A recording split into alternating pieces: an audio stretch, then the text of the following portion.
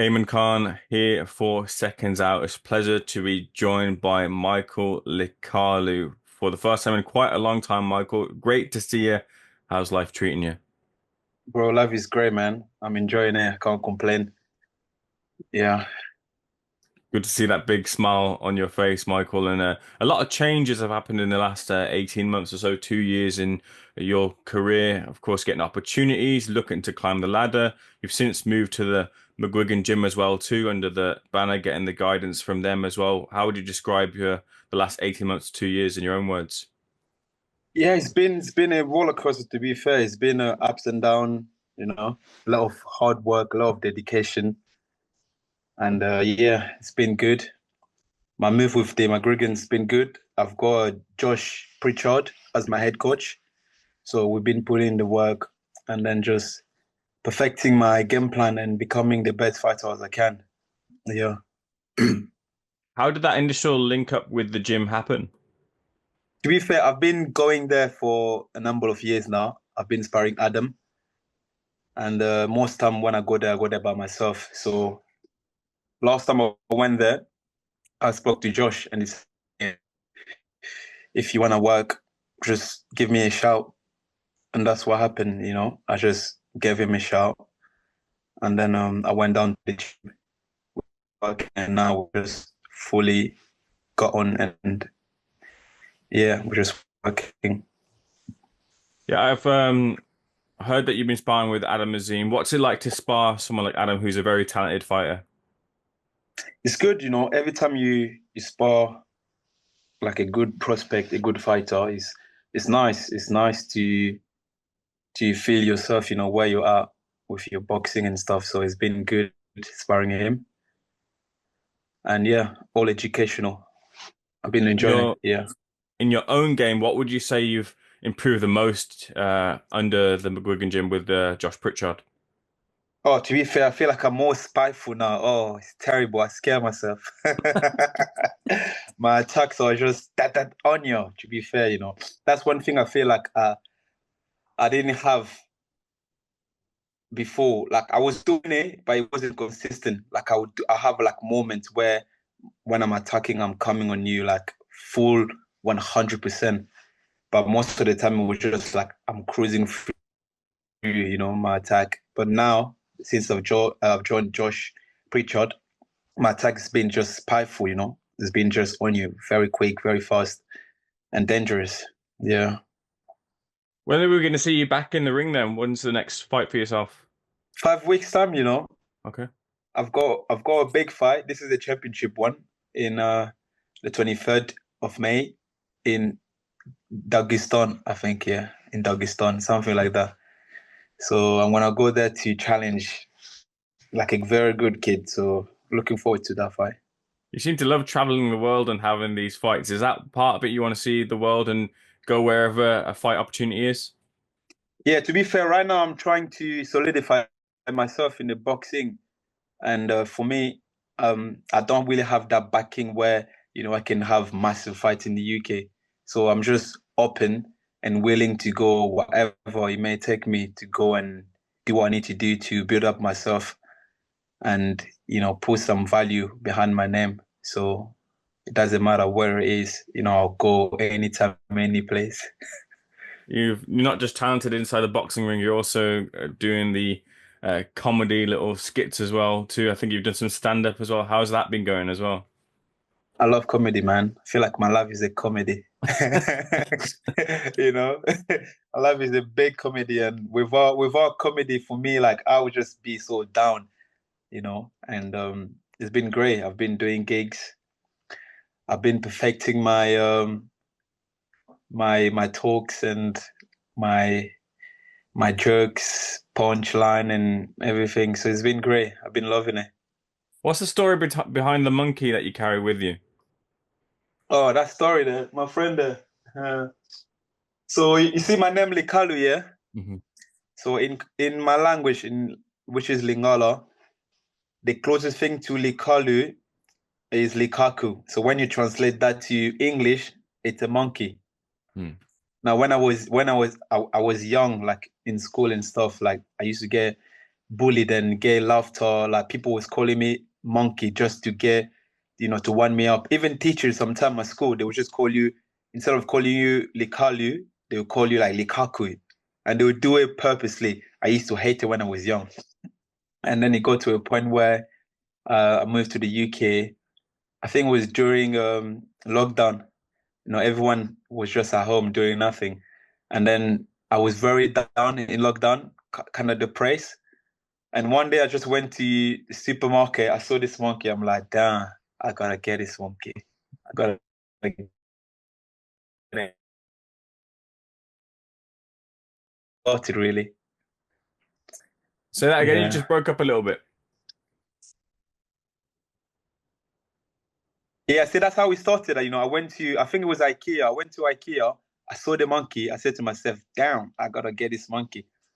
And that's been the story really. Ever since I got it, everywhere I go, training, even when I travel, they see me with a monkey. Like they're like, "What's going on here?" So yeah, Oh, lovely. Let's get into back to the boxing conversation. I'm aware that you've also been sparring Chris Eubank Jr., who's in a big fight this weekend against Conor Benn. Talk to me about that link up. How did that come about, the invitation to go spar Chris Eubank Jr.? I think it came about the. I don't know if you're familiar with this gym. It's an MMA gym, one of the best in the UK, really. London Shooter Fighters. Yeah. So I'm very close with the head coach and everyone in there. I've been training there for many years as well. And yeah, the head coach Alexis was telling me, "Yo, I got some sparring for you with Chris Eubank." I'm like, "Yeah, make that happen," and he's the one that made it happen. And what was that Yeah, experience like with sparring Chris? it's been good, man. It's been very educational. It's good to see um, how people at the top level, operate, how they do their things, and it's been good. Like for me, I enjoyed it. I had fun. I went there, and yeah, it's been very good. What would you say Chris does well in the ring? What are some of his strengths? To be fair, I feel like he's got a very good timing. Like he knows when to pull it on you. Like he knows, and he's got a nice barrage of punches when he decides to go. Like when he's bursting like those 10, 15 seconds, he knows how to pin you down and how to let his hand go. Very nice and good timing behind it. Yeah. And do you think your style in some way mimics Conor Benn's? Is that why you think part of it you were picked to spar with him? Yeah, I think in a way, yeah, because I'm very explosive, and yeah, they thought I'm probably maybe just a little bit, maybe an inch taller than him. So they thought, okay, cool, why not? I'm explosive, and yeah, I move my head quite good as well. So they thought they have me down. So I was there for a couple of weeks sparring him, and it's been great. And for the spars that you did, how many rounds would you do each time? It depends on the day, Sometimes we do 6, we do 8. It just depends on the day. But So in those, the top that we done was 8. But depending on which day, sometimes we do 6. That was the minimum, basically 6, the minimum. But we do 6 one day, another day we do 8, 6, 8. Yeah. so in those longer spars where you were sparring Chris for those 8 rounds, what was he like in the first round, and then what was he like in the eighth round? How did he change from the start to the end? I think it just stopped. Can you hear me? Yeah, I can hear you. Can you hear me? Yeah, I can hear you. Yeah. So I think yeah, with the eighth one, it's down to for him. I feel like anyone that knows Chris, that knows how he fights. He likes to fight in bursts and stuff like that. So he can cruise himself out throughout the sparring, pace himself, and then it definitely, yeah, definitely in the later round, he push himself. He comes on strong and do more work. But in the beginning, it's just more like, you know, checking you out, see what you're doing and stuff like that. What would you say Chris's power was like? I mean, anyone that with those 10 ounces, 8 ounces, when you get punched, it doesn't matter if you fly away. When you get punched in the chin, it's a punch. So like I said, he's got good timing, and when he's landing those timing on you with those 10 ounces, it's devastating. But yeah, it was good. I tried not to get hit. I tried to move my head as much as I could. But yeah, Did he give he's you got a any decent power behind it. Yeah. Did you give you any words of advice after the Today again? spars?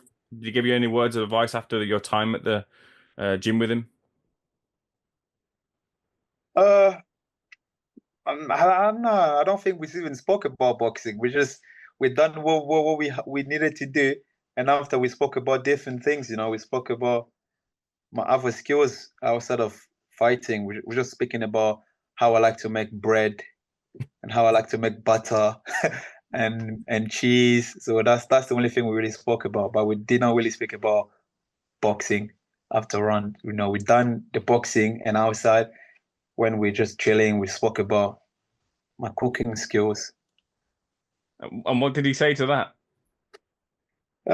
He thought, interesting, interesting. He said to me, "Why don't you just go to the supermarket and buy?" I'm like, "What's the fun in that? It's more fun when you're starting it from zero. You're making all the spices together. You're mixing the ingredients and have the final product." He thought it was a bit interesting, but Have I you thought uh, I thought that's how I like to do it. have you made him any food? Did you bring him any food in? No, no, no, no, no, no. I didn't make anything. Yeah, So yeah. you discussed bread. Did you discuss butter? Did you discuss eggs? Did you discuss the egg slap? We didn't discuss the egg slap, but we discussed about eggs as well. Like I like to eat a lot of eggs as well. So I like to eat a lot of eggs, a lot of bananas. Like I'm like most of the time I'm like on the monkey diet. I eat about 10 to 15 bananas a day. That keeps me very happy, and that's why I smile all the time because I'm just eating bananas, and stuff like that. Yeah. So with that said, then the fight with Conor Benn, do you feel Eubank Jr. wins? Yeah, I feel like yeah, he's got what it takes to win. He's got what it takes to outbox Connor, and I feel like Connor, it will definitely come like explosive in the first half. I don't know. They saying that this fight can go will not pass 4 or 6. If it comes with that intensity and it does manage to knock him out, then what can we say? But if it doesn't knock him out within 4 and 6, then I see Chris Eubank coming on top. I see him jabbing him or landing and picking his shot and maybe stopping him late or winning on points. Was It's just more like how can Chris handle the storm, the early storm, if he can handle that well and avoid any like boom point, direct punch, clean punch, and after 4, 6, then he can do his job. Yeah, what would you say are the dangers for Eubank Jr.? What does he have to look out for early? Yeah, just try not to get behind, try not to get in the ropes, try to keep it like in the center, and when he does his attack, move to the left or to the right, whatever it is, but try not to pin himself back against the ropes, and then just pour it jab, be patient because I think he's got the experience anyway. Just be patient with his work, use his lead hand just to keep him at bay, and then every now and then, boom, jab, jab, jab, and just move in circle. And if he does pass 4 round, and then he can start putting his hand together. Yeah. What about the hydration and getting to the weight? Do you think Chris will handle that well? To be fair, like he's never had any issue when it comes to making weight. I understand that he's dehydrating himself to make the weight. Is coming down. I understand all of that, but we're gonna have to see. We're gonna have to see. We're gonna have to see. I'm not too sure. And did you get some time yourself to speak to Jonathan Banks and get some tips from Jonathan as well, Jonathan Bank, you mean the the American trainer? guy? Yeah. Not really. To be fair, I didn't. It's weird in a sense where, like, I did not even say hello to the guy for those many weeks I've done sparring with him. I'll come in the gym. Obviously, I don't know if you know the guy. What's his name? Something Brown. What's his name? I forgot. He's been with Chris for a long time. How can I forget his name? Christopher? No. Yeah, something Brown. You know, he works with the Brighton boxing gym there. I Okay. forgot his first name, but yeah, his last name is Brown, and he's one of the he's part of the coaches in Chris Eubank. So he's the one that we actually know each other from a long time. Mhm. Um, I think is a cousin or an uncle to the Welsh, the boxer Okay. Tommy Welsh, and yeah, I think it's his uncle or some or cousin. I don't know. So we known each other for a long time. So when I go to the gym, I was spending more time speaking with him. But with the other guy there, the American guy, I don't know, for some reason we just never spoke. Mhm. It just never happened. I Mhm. don't know.